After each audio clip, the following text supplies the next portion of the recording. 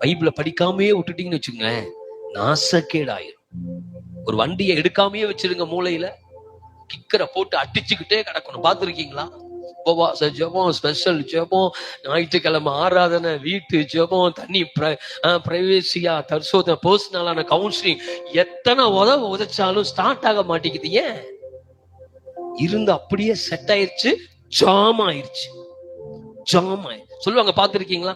ஒன்னும் பண்ண முடியாதுங்க, இதை தூக்கி போட்டுட்டு வேற ஸ்பேர் தான். ஆவிக்குரிய வாழ்க்கையும் அப்படிதான். வேதம் வாசிக்காமையே விட்டீங்கன்னா பிசாசு உங்க சிந்தைய கொள்ளையிட்டுருமா. சிந்தை கெட்டுச்சு, ஜீவியமே கெட்டுரும். யாரா இருந்தாலும், நானா இருந்தாலும் அதுதான். வேதத்தை படிக்காமையே விட்டீங்க, உங்க வாழ்க்கை அசிங்கமா போகும். நாளடைவில் உங்க பேச்சு கூட அசிங்கமா வரும். என் பேச்சு அசிங்கமா வரும். நல்ல பேச்சு பேசிட்டு இருந்தேன், இப்ப டபுள் மீனிங்ல பேசுவேன். ஒருத்தவங்களை நல்லா பார்த்துட்டு இருந்தேன், இப்ப வேற மாதிரி நான் பாக்குறேன். இதெல்லாம் எனக்குள்ள கிரியை செய்யறது எது? மாம்சத்தின் கிரியைகள். இதை மேற்கொள்ளுகிறதுக்கு தான் நமக்கு ஆவியானவர் கொடுக்கப்படுகிறார்.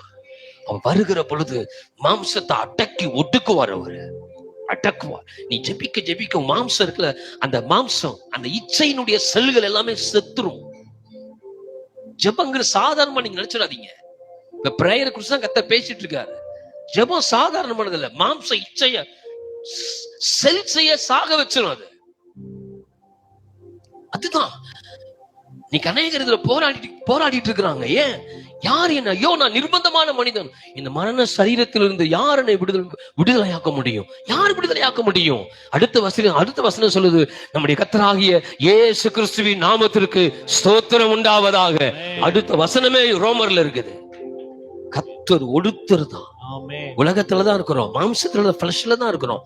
இதை மேற்கொள்றதுக்கு ஒரே வழி, இங்க பாருங்க, வசனம், வேத வசனம், ஜெபம் இல்லாமல் ஒரு நாளும் நீங்களும் நானும் மாம்சத்தை ஜெயிக்கவே முடியாது.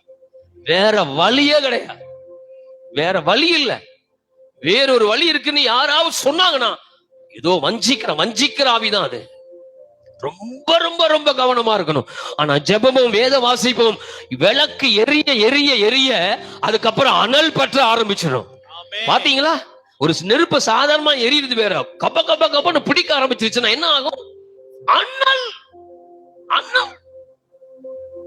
அப்படிதான் ஒரு ஆவிக்குரியவன். எலும்ப உங்க வீட்டுல நீங்க ஜெபம் வேத வாசிப்புல நீங்க எலும்ப வீட்டுல அசுத்த ஆவிகள் ஒருத்தட்டியும் கிரியை செய்ய முடியும்.